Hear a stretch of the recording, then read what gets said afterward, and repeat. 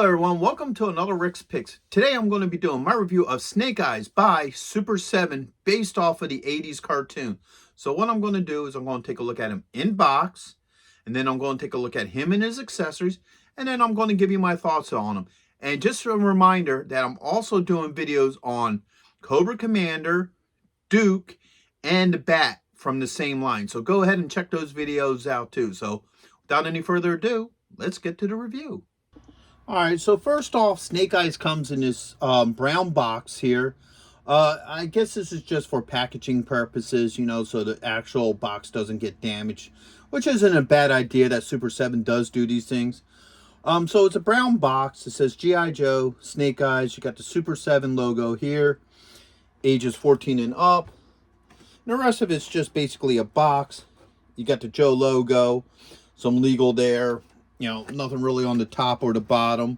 And then you get to the nice box, which is this one right here. I love the color stew to this. I love the green camo, the Joe logo in the middle, with the actual red, white, and blue. If you look at the classified line, they don't have the red, white, and blue. It's actually just, I believe it's white. You got the Snake Eyes name here. You know, Elite Commando, which looks like a dog tag. All right, you have it look like it's beat up, like it's been through a couple of things. So we'll spin it around this side. You have, you know, your serial number here, which is kind of cool. Over here, you have the G.I. Joe logo, but it blends in with the background. And then just some more weathering on the sides. And then on the top, it says, you know, Ultimates. All right, now this is cool. So this sheath lifts up, and now you have this beautiful clamshell right here where you can see the figure, his accessories, timber, and the Joe logo. All right, spin it to this side, you just get the rest of the clamshell. You spin this around, you get a quick briefing on him, his stats, and everything. And the one thing I like about this is the one thing I feel like the Classics line is missing, is a file card. You know, with the old Joe figures, you had file cards on them. So I think it's really cool that they brought back the file card as part of, you know, the packaging with this. And then you get this nice, cool computer thing here with pictures from the cartoon and what have you. G.I. Joe Super 7. So I like this back piece. I really like this. I think it adds a sense of character to the packaging. All right. And then, once again, your side. Ultimates. And then you have your Joe logo, legal, and skew, and what have you. So, with all that being said, let's open him up and see what he's about. Hey, are you going to be in the Philadelphia area between September 9th and 10th? If so, check out RetroCon. It's affordable. They have lots of great vendors. There's going to be cosplay competitions, celebrities, and much, much more. So go ahead and check out the link in the description. And also, Samuel J. Jones is going to be there, better known as Flash Gordon. So check it out. Greg Evigan will be there, best known for BJ and the Bear, My Two Dads, and Tech Wars. And check this out, the rare Hasbro Proton Pack as a raffle prize. Now, you can't beat that. Okay, so here he is out of box. He's a beautiful looking figure. I love the color code to it. It really captures the old cartoon look that he was in. This particular look for him only lasted pretty much the original miniseries, which was 4 episodes. After that, they switched over to the more iconic look with the visor and the all black.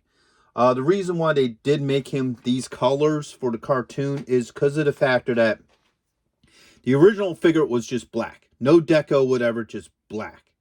And really dark colors like black don't translate very well into kids' cartoons. It doesn't have that pop. So that's why you get things like, you get Snake Eyes, who's purple. Masters of the Universe, you get Trapjaw, who is pink. The real Ghostbusters, the packs are blue. And that's just because those colors pop more on screen than, you know, it just being all black. And I think it's a little bit more difficult to animate something that's all black. So, with that being said, let's give him the rotation. I love the look of this figure. I love the overall aesthetics to him. You know, it definitely does bring back childhood memories of this character. Let's go through his points of articulation. So his head is on a ball joint. All right. Got a shoulder joint, a bicep joint, a elbow joint, and a wrist joint. Okay. You do have a joint right here at the rib cage. And then you have a swivel here at the belt line. You can't do much with it because of this harness over him. It restricts any of that kind of movement. You got a thigh joint, a knee joint, a swivel at the top of the boot, and then you also have an ankle joint. All right, so overall, he's a beautiful looking figure. I really like him. He comes with a couple things. So first off, he comes with timber. Now, in this original miniseries is when he first comes across Timber. He helps Timber out of a bear trap. And then when he does get attacked by a bear, Timber, helps him out. So Timber has a couple points of articulation. So he has a swivel here at the body, a swivel at the head. Okay. He has a shoulder joint. I guess you could call that an elbow joint, a wrist joint. And then he has a joint here at the thigh, one there, and then you also have a little joint there, and then of course the tail moves. So see how well Timber stands. All right. So with a little bit of work, Timber stands fine, no issues. Can stand on his own. All right. Put Timber over here. Put him back in the spotlight here. So he comes with a bunch of accessories. So first off, he comes with the canister here. Now, any of you who don't remember that original cartoon, he got stuck in a cave with the radioactive crystals that were carried in this canister. And, he eventually escapes, finds Timber, and gets healed and what have you. So this is the canister that those crystals were actually in. It was from a Cobra facility. That's why it has the Cobra logo. All right. He has the standard G.I.Joe rifle that most of the characters had in the cartoon. All right. He has a jetpack. Now, the neat thing about the jetpack is there's no hole in the back here. I mean, no peg to go into a hole. So when you put the jetpack on, it's going to be with these straps, which is kind of cool because it also makes it a little bit universal because a couple people had the jetpacks and used them in the show. So, it could be, swapped throughout any of your Joes. I like how they even have these little thrusters inside of it too, which looks really cool. All right. You got this gun here. All right. He has a walkie-talkie. And he comes with a couple of hands. So he has two closed fist hands. So you got 1, 2. All right. You got 2 trigger hands. So you got this one here. And here. All right. And you have 2 open hands for your radio and what have you. So you got this one here. And here.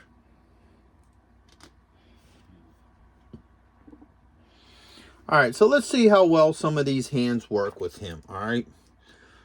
So this hand looks like it could actually hold your radio, which it does. No issues there. It's the same with this hand. All right. So let's pop this off and put on a trigger hand. Okay. Hands interchange very easily. No issues there. Let's try this gun first. All right. As you can see, this gun fits well in the hand. No issues with that. All right. Let's try the rifle. All right. This rifle Fits easily in his hand. No issues with the rifle.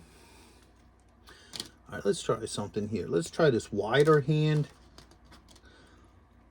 Because what I want to try to do with this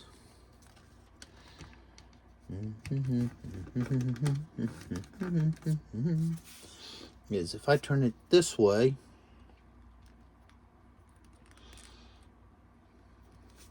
maybe even turn it up a little bit. I want to try to see if... Alright, so you can get the canister in this wide open hand.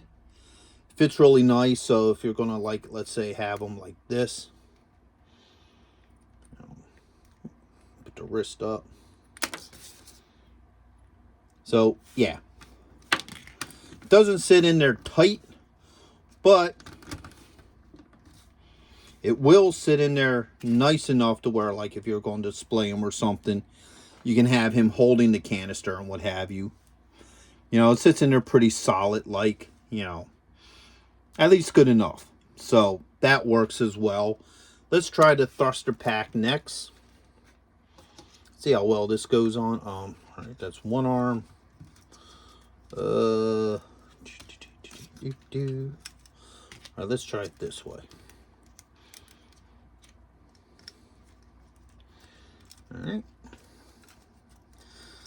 All right, so the backpack, or jetpack in this case, goes on pretty well. Okay, give it a rotation. Looks really nice with him. It blends in very well with his color scheme. So that works just as well for him. So overall, I think he's a nice figure. I think he's probably one of the better out of the ones I've reviewed so far. I don't have any issues with him. I think everything works very well with him. He's a solid figure, and I would highly recommend him to go with any of your G.I. Joe, you know, displays, especially if you're a huge fan of the original 4-episode series. I think you would love this figure. So with that being said, I hope you liked this review. If you did, go ahead and give it a thumbs up. And if you're not a subscriber already, please subscribe. Small click for you, but it really helped this channel grow. So until the next one, late.